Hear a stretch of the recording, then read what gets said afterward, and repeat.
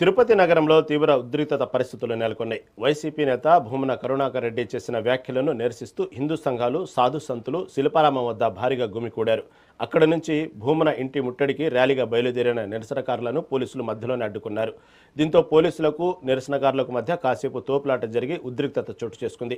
భూమన వ్యాఖ్యలు తిరుమల పవిత్రతను, హిందువుల మనోభావాలను దెబ్బతీసేలా ఉన్నాయని హిందూ సంఘాల నేతలు ఆరోపించారు. ఆయన వెంటనే క్షమాపణ చెప్పాలని డిమాండ్ చేశారు.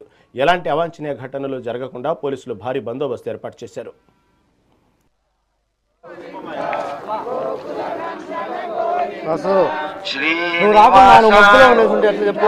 శ్రీ వెంకటేశ నిత్య నిర్మల నీలనగ శ్యామ గోవింద హరి గోవింద రోజు అపోజిషన్ పార్టీ వాళ్ళే భయంకరమైన ధర్నాలు, ర్యాలీలు 1500 మందితో 2000 మందితో చేస్తుంటే వాళ్ళనేమనకుండా స్వామీజీలు మేమేదో హిందూ సంఘాలు చేసుకుంటున్నాం మమ్మల్ని అంటే ఎలా సార్? మీరు చెప్పండి. సార్ నేనేమో ఇందులో రాజకీయ ఇందులో ఏ రాజకీయ పార్టీ లేదు సార్. తిరుపతిలో గోవిందనామాలు పలకడం చట్టవిరుద్ధం సార్. తిరుపతిలో గోవిందనామాలు పలకడం చట్టవిరుద్ధం ఎలా ఉంటుంది మీరు చెప్పండి సార్. నగర సంకీర్తన లాగా చేసుకుంటే ఆ రోడ్లు వెళ్తాం.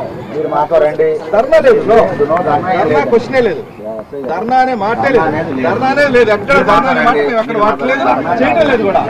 కావాలంటే మాతో ఉండండి, కావాలంటే తమరు మాతో ఉండండి. మేము ఓన్లీ గోవిందనామాలు చేసుకుని నగర సంకీర్తన లాగా అంత తప్పితే ఆయన ఏం దుర్భాషలాడాలని, ఆయన మేమేం చేయాలని కాదే కాదు. తమరు ఉంటారు కదా సార్. ఒక మాట సార్, తమరికి పూర్తిగా తెలుసు సార్. రీసెంట్ గా గంగమ్మ జాతరలో 1000 మందితో ఒక అతను ర్యాలీ చేశారు సార్. ఏం పర్మిషన్ తీసుకున్నారు? ఇప్పుడు స్వామి లేదా నగర సంకీర్తన చేసుకుంటారంటే అసలు ఏందబ్బా బ్రహ్మాండం బద్దలైపోయి ఆగండి అంటున్నారు. ఏం బ్రహ్మాండం?